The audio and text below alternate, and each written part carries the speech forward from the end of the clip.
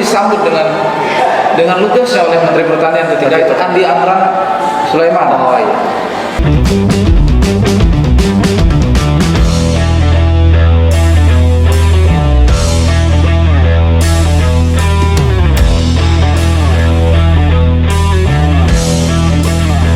Selamat datang lagi teman-teman, kembali lagi di Bincang Inspiratif. Kali ini saya kedatangan Demisioner Presiden Badan Eksekutif Mahasiswa Universitas Palangkaraya Kalimantan Tengah. Nah, Bang Jimmy ini adalah salah satu teman lama saya, kurang lebih kira-kira sudah sekitar 3 tahun kami berkenalan, dan beliau adalah salah satu pemuda inspiratif. Nah, memang kegiatan ini, Bincang Inspiratif ini juga saya niatkan bukan hanya kepada para senior-senior, anak muda, tetapi juga kepada seluruh kalangan yang mana yang bisa memberikan inspirasi itu yang akan saya tanyakan. Nah, baik Bang, mungkin boleh tanya dulu nih Bang, sekarang kesibukan Bang Jimmy ini apa nih Bang? Sekarang kesibukan saya adalah yang pertama sedang menjalankan CV untuk proyek irigasi pemerintah. Irigasi pemerintah? Ya, khususnya di Barito Timur dan Palangkaraya. Jadi ada proyek dari pemerintah kementerian PUPR yang sedang kita coba garap gitu. Dan saya salah satu penanggung jawabnya.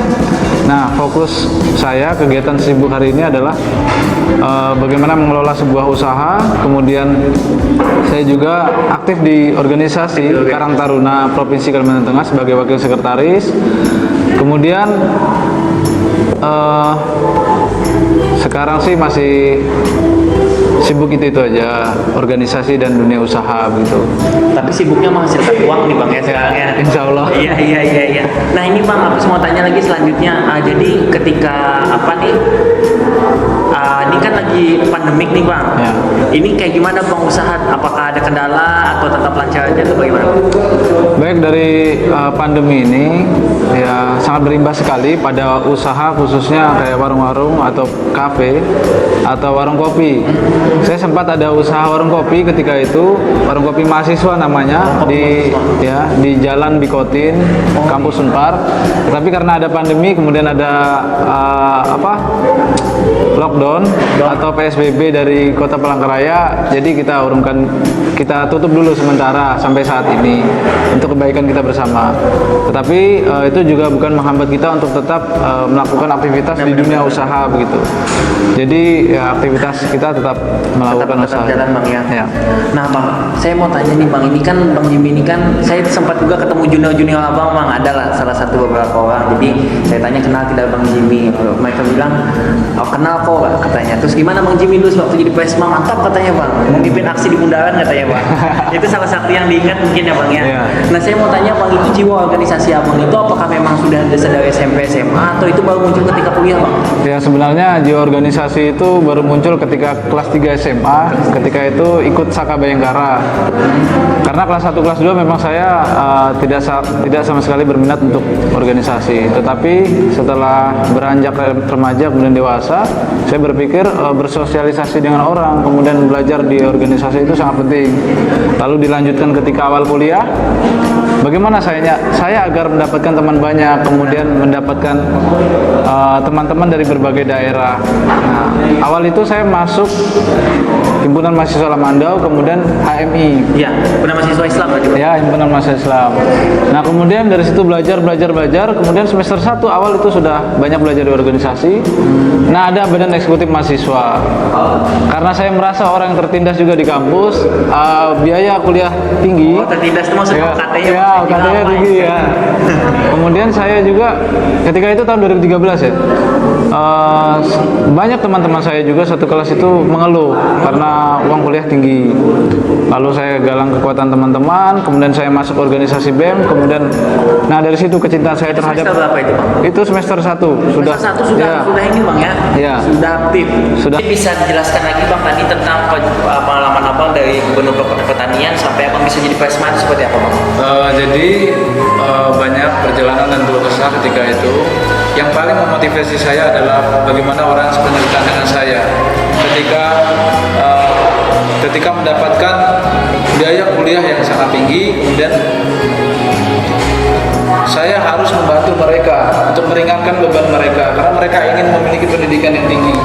Artinya itu adalah tanggung jawab sebagai orang yang berorganisasi dan orang yang memimpin organisasi kemahasiswaan. Nah, maka dari situ ketika saya kuliah, saya tidak akan pernah berhenti berorganisasi di dalam kampus sampai saya benar-benar bermanfaat bagi adik-adik saya. Itu motivasinya apa itu Bang? Sampai sebesar itu semangatnya? Jadi motivasinya itu karena saya pernah merasakan bagaimana tingginya uang kuliah.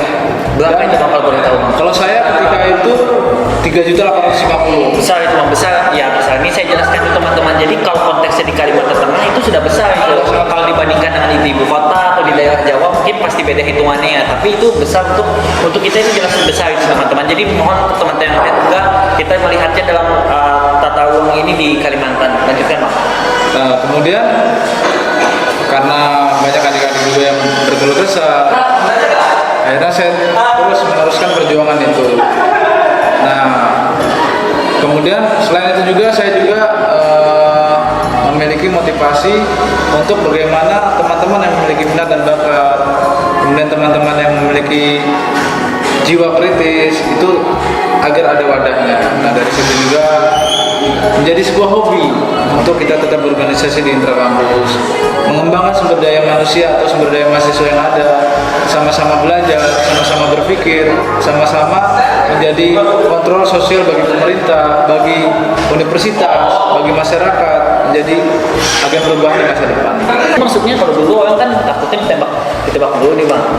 Nah kalau orang sekarang tuh melawan kemalasan Bang, atau bahkan takut yang munculnya istilah-istilah kayak orang sekarang suka bangun siang kayak gitu segala macam, jadi semangat berorganisasinya itu bisa turun gitu loh Bang. Betul, itu memang di era milenial sekarang karena kemajuan teknologi, karena zona nyaman dan fasilitas yang terlengkapi, hingga akhirnya menurunkan daya daripada minat teman-teman pemuda ini untuk berorganisasi. Nah, ini juga memicu bagaimana degradasi di dalam organisasi. Sekarang banyak sekali mahasiswa-mahasiswa yang sudah tidak kritis lagi, yang sudah masuk angin. Masuk Nah, angin, Bang. iya, masuk angin istilahnya. Ya, karena kepentingan politik segala macam lah. Nah, ini sangat miris lah. Ya, zona nyaman itu. Yang pertama karena game, kedua karena kemalasan, ketiga karena organisasi dijadikan sebagai alat politik penguasa gitu. Jadi hal-hal seperti itu yang memang harus kita sebagai orang yang sadar harus menyadarkan kepada adik-adik di bawah kita bahwa berorganisasi itu pertama menjaga independensi daripada kemerdekaan berpikir kita, kemerdekaan organisasi tanpa menjadi budak daripada penguasa, budak daripada orang-orang yang punya kepentingan politik terhadap kita. Nah, berarti fitrahnya sebagai mahasiswa ini adalah bahwa kita ini harus apa Bang? Peribahasanya itu jadi intermediary actor atau penyambung lidah antara rakyat dan kepada pemerintah. Betul. Nah, tetapi menurut Abang apa sih Bang penyebabnya misalkan tiba-tiba kalau dengan menggunakan istilah Abang tadi orang bisa masuk angin itu kenapa sih Bang? Ya karena ada iming-iming yang tinggi. Jadi banyak fenomena terjadi di dalam dunia organisasi ketika sudah diiming-imingi sesuatu materi.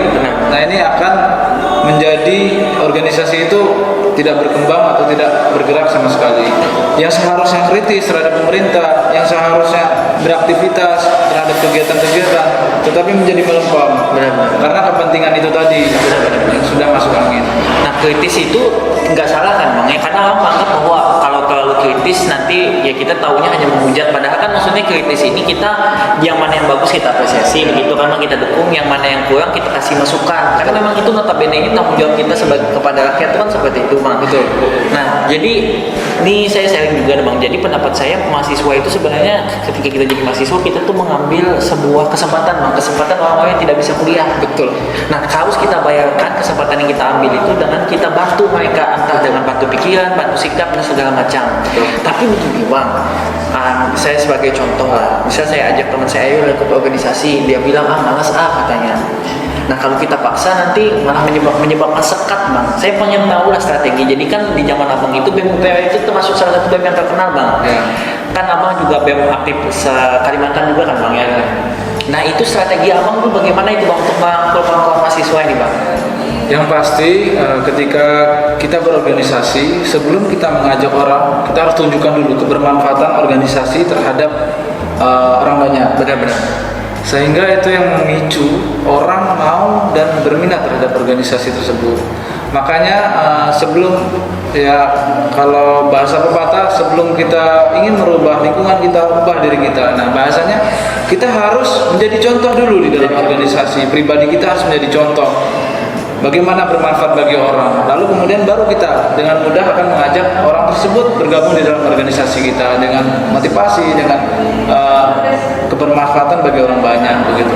Maka penting bagi kita seorang pemimpin di sebuah organisasi tidak hanya membual, tetapi tunjukkan aksi nyata kita bahwa kita dapat berkontribusi, kita dapat bermanfaat bagi rakyat, masyarakat, pemerintah.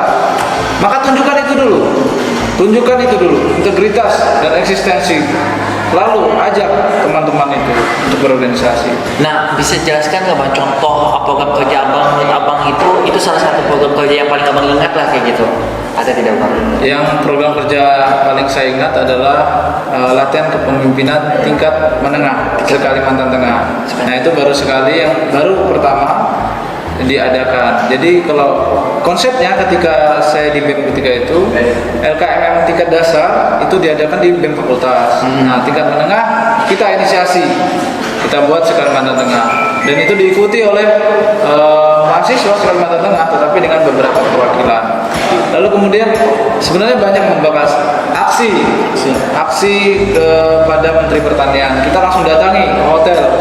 Saya nggak pernah diam ketika Menteri, Wakil Presiden datang ke Palangkaraya, nggak pernah diam. Pokoknya harus gelisah dan harus kita datangi. Dan yang berkesan sekali itu bagi saya, kita datangi ke hotel mana nih? Ada Bang. Yang di jalan mana? Pal 7. Oh, Swiss Bell. Nah, Swiss Bell. Kita datangi ke situ. Ternyata kami disambut dengan lugasnya oleh Menteri Pertanian ketika itu, Andi Amran Sulaiman. Oh iya. Ngobrol kami di situ langsung, Pak, kalau Bapak bisa kita bawa ke UPN. Oh siap. Setelah saya melakukan panen di Barito Utara, dengan helikopternya, dia berangkat dulu ke Barito Utara, kemudian singgah di kedokteran, turun dengan helikopternya. Di kedokteran? Iya, di kedokteran Universitas Palangkaraya. Lalu kemudian beliau naik mobil ke Barat. Ya, kita sambut di situ dengan ratusan mahasiswa. Kemudian banyak impact yang kita dapat. Itu diskusi apa langsung dia mendengarkan penyampaian tuntutan aksi Bang? Diskusi, kemudian bagaimana dia mendengar apa yang kita inginkan gitu. Nah, kemudian respon beliau bagaimana? Sportif waktu itu? Sportif ketika itu. Tetapi imbasnya saya dimarahin oleh rektorat. Kamu ini bawa menteri ke sini nggak ada. Terus tapi gimana Bang? Tapi pengalaman Bang ya? Tapi pengalaman. Itu kalau Bang jadi gubernur atau presiden? Waktu sudah presiden. Pernah tidak Bang ada pengalaman kayak gitu Bang? Kayak misalkan pergi keluar pulau, kemudian merasakan ada mungkin perbedaan segala macam, perbedaan yang kemudian menganggap bahwa aku harus melakukan hal seperti ini di Kalimantan. Bisa kayak saya Bang, saya di Jogja Bang. Saya di Jogja itu kan budaya membacanya tinggi Bang. Yeah. Nah lalu saya targetkan itu, kita juga harus punya budaya membaca yang tinggi. Pernah nggak kepikiran kayak gitu Bang? Jadi saya selama di organisasi mahasiswa, ketika masih menjadi mahasiswa, saya selalu ingin keluar untuk membandingkan kualitas bagaimana mahasiswa kita di Kalimantan Tengah dan luar. Ketika itu ke Makassar, kemudian ke Riau, Pekanbaru, kemudian ke Jogja, Jakarta, ke Malang, ternyata memang banyak sekali kekurangan yang harus kita perbaiki sebagai mahasiswa di Kalimantan Tengah. Makanya ketika itu, ternyata budaya diskusi kita kurang. Ternyata budaya kritis kita kurang. Ternyata kita orangnya masih mikir-mikir dalam bertindak. Nah, padahal kan ketika menjadi mahasiswa jangan terlalu banyak berpikir, tetapi bagaimana actionnya? Bagaimana actionnya? Lalu kemudian mengevaluasi apa yang sudah kita lakukan atau mengevaluasi action yang sudah kita lakukan begitu. Nah itu Bang, nah berarti kan bisa dijelaskan nggak Bang? Nah itu kan berarti misalkan sebagai contoh Abang tadi bilang bahwa budaya diskusi atau budaya berpikir kritisnya kurang. Itu dalam program kerja BEM itu Abang tafsirkan dalam bentuk seperti apa Bang? Apa diskusi atau apa? Ya, dalam program kerja BEM saya sendiri ketika itu saya adakan diskusi rutin sebulan sekali. Jadi isu apa saja kita tangkap. Ada dosen-dosen juga yang kita undang memantik daripada materi yang sudah kita siapkan. Jadi itu juga coba kita bangun bagaimana sama-sama mencerdaskan sumber daya mahasiswa yang kurang dengan ilmu pengetahuannya. Nah baik Bang, selain sibuk di BEM, Abang kan main bola juga Bang? Ya. Apa klub bola favorit apa nih bang? Klub bola favorit ya sebenarnya di masing-masing liga itu saya ada, tapi paling favorit itu Real Madrid. Real Madrid. Ya, untuk paling favorit. Tapi ada favorit juga MU, United, kemudian Juventus. Liga Champions ini siapa yang menang nih bang? Juventus. Kenapa bang? Jangan-jangan gara-gara ada Cristiano Ronaldo itu nih bang? Ya, Nah. bisa jadi.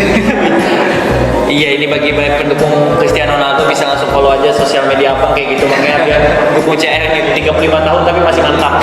Nah ini Bang, sewaktu kan organisasi ini mau makan waktu kan ini. Maksudnya mau makan waktu itu datang malam, datang pagi, pulang malam. Ada teman saya bercanda berangkat sunrise pulang sunset katanya Bang. My campus, my adventure katanya. Jadi kampus itu petualanganku. Nah, jadi Bang, apakah Abang itu juga sempat berolahraga, hangout dengan teman kayak gitu Bang? Ada nggak? Oh ya pasti. Jadi kalau ketika kita menjadi mahasiswa waktu itu manajerial organisasi atau manajerial kegiatan kita harus benar-benar terukur sehingga kepadatan agenda organisasi kita juga harus dibarengi dengan olahraga dan refreshing. Makanya ketika itu kita agendakan 2 minggu sampai seminggu sekali itu kita main futsal, kemudian ikut turnamen bola, ikut turnamen futsal. Lalu kemudian untuk refreshing ya kadang-kadang sebulan sekali saya ajak teman-teman itu untuk ke tempat wisata Kering Bangkirai atau naik bukit Baranahu. Hal-hal seperti itu juga perlu keseimbangan di dalam kehidupan gitu. Jadi tidak serta-merta, tidak selalu melulu untuk kita berpikir kesibukan kita saja, tetapi kegembiraan hati itu dalam obat. Nah, di dalam BEM Abang tuh ada tidak Bang dulu zamannya itu program kerja misalkan upgrading atau misalkan pelatihan tapi khusus anggota internal aja Bang? Ketika itu kita lebih ke arah orientasi ya, orientasi pengurus. Tetapi di situ langsung kita gembleng, kita hadirkan memang orang-orang yang memiliki kapasitas untuk membangun mental, kemudian intelektual di dalam organisasi BEM, sehingga mereka benar-benar matang dan siap ketika menjalankan BEM sebelum kepengurusan itu berjalan. Nah, saya ada pertanyaan agak simpel sih ini tapi Bang, tapi menurut Abang organisasi itu penting atau tidak Bang? Maksudnya tahap administratif. Misalnya sebagai contoh Bang, jadi kan di organisasi ini kan kita belajar surat menyurat, pencatatan keuangan segala macam. Tapi saya lihat memang ada permasalahan di organisasi mahasiswa itu karena ada yang mungkin dalam tanda kutip itu menyepelekan Bang. Yeah. Nah, itu menurut Abang tuh benar nggak Bang kalau organisasi yang bagus itu yang administratifnya bagus? Betul. Jadi saya sepakat bahwasanya di dalam organisasi kita tidak hanya serta-merta belajar bagaimana caranya berbicara, tapi juga belajar bagaimana sistem administrasi, kemudian bagaimana tata manajerial, kemudian bagaimana kita manajemen konflik, manajemen diri, banyak hal yang harus kita pelajari dan itu harus kita disiplinkan, apalagi menjadi pemimpin di sebuah organisasi tersebut. Jadi ketegasan pembukuan, ketegasan surat menyurat itu sangat penting. Nah, ini ada beberapa pertanyaan Bang. Pertanyaannya Abang tinggal pilih aja Bang. Ini MU atau Real Madrid nih Bang? Real Madrid. Kenapa Bang? Karena Real Madrid itu konsisten. Kalau Madrid ini, kalau yang ini setelah si Alex Ferguson agak melempar Bang ya. Ya, kalau MU ini yang pertama karena Liga Inggris itu keras dan sering cedera pemainnya. Iya Dan sih. itu yang menunjukkan tidak konsisten dalam permainan. Iya. Padahal ini peringkat 3 nih, saya ini maju niat juga nih Bang. Iya. Tapi ini semoga malam ini menang lawan Manchester Bang ya. Iya. Mungkin ketika video ini naik kita sudah tahu siapa yang menang. 2-1 lah. 2-1 menang, MU Bang, amin. Kemudian ini Bang, politisi atau pengusaha Bang? Politisi. Kenapa Bang? Karena politisi itu memiliki kepentingan untuk mencapai sebuah tujuan. Sedangkan pengusaha itu bagaimana dia memikirkan dirinya sendiri dulu, sedangkan politisi itu memikirkan orang lain dulu. Berkebermanfaatan bagi orang lain. Berarti Abang ini mencari yang tempat yang paling banyak bermanfaat begitu ya. Berarti Abang percaya bahwa kita ini harus masuk dalam sistem untuk bisa bermanfaat banyak begitu Bang ya. Oke. Nah terakhir Bang ini tentang selera musik Peter Pan atau Ceylon Seven Bang? Wah, berat sekali. Berat itu, memang berat itu. Ceylon Seven. Kenapa Bang? Ada lagu yang mengingatkan tentang apa kayak gitu Bang? Sejak kecil saya sudah mendengar lagu Sepia. Jadi Ceylon Seven ini memang salah satu band yang legendaris. jadi lagu-lagunya memang saya suka sih. Ya setelah itu Peter Pan saya suka. Benar bang. Bang mungkin bisa disampaikan salam atau pesan terakhir untuk kawan-kawan video ini bang, atau bisa abang ajak untuk mereka subscribe, saya juga bisa bang. Baik. Yang pertama saya banyak terima kasih kepada Dinda Hamid. Terima kasih juga nih kanda Saya saya ini. sangat bangga sekali bisa bisa kuliah di luar negeri di Australia. Ini sangat kebanggaan sekali bagi warga Kota Palangkaraya, dan khususnya kita sebagai teman juga sangat bangga memiliki teman yang mampu berprestasi di luar negeri. Kemudian jangan lupa subscribe dan kita dukung video ini atau channel ini, kita dukung like-nya. Lalu kemudian pesan saya untuk teman-teman, kita sebagai pemuda jangan pernah berhenti bergerak. Jangan pernah berhenti untuk merasa bodoh, sehingga kita akan terus belajar. Lalu kemudian jangan pernah berhenti untuk melakukan kebaikan. Sekecil-kecilnya kebaikan kita akan bermanfaat bagi orang banyak. Mungkin itu. Baik, terima kasih bang. Nah, saya juga ingin menyampaikan ini sebuah kehormatan bang ya. Jadi mungkin kalau teman-teman ingin misalkan berdiskusi, ngajak diskusi, abang ini open aja bang ya. Open terus ya. Nanti bisa teman-teman bisa follow sosial medianya di bawah ini, nanti akan saya sediakan. Pokoknya ketika saya bilang kayak gini itu sudah ada pokoknya nanti, gampang. Nah, yang bisa saya pelajari dari Bang Jimmy adalah bagaimana semangat kebermanfaatannya itu bang ya. Jadi tidak akan menyerah sampai paling masa bermanfaat. Jadi bukan berarti berambisi untuk naik ke puncak atau tinggi kontestasi politik kampus, itu bukan berarti suatu hal yang salah bang ya. Ketika kita bisa menggunakannya untuk kebermanfaatan masyarakat banyak. Dan tentang bagaimana abang mengadvokasi isu-isu UKT, uang kuliah tunggal, itu berarti abang suka dengan isu-isu yang dekat dengan masyarakat. Baik, terima kasih teman-teman. Jangan lupa, mungkin ini bukan yang terakhir mungkin bang ya. Jadi nanti kalau diundang lagi, mohon berkenan untuk kembali lagi bang. Terima kasih teman-teman. Jangan lupa share, like, dan subscribe teman-teman. Sampai jumpa.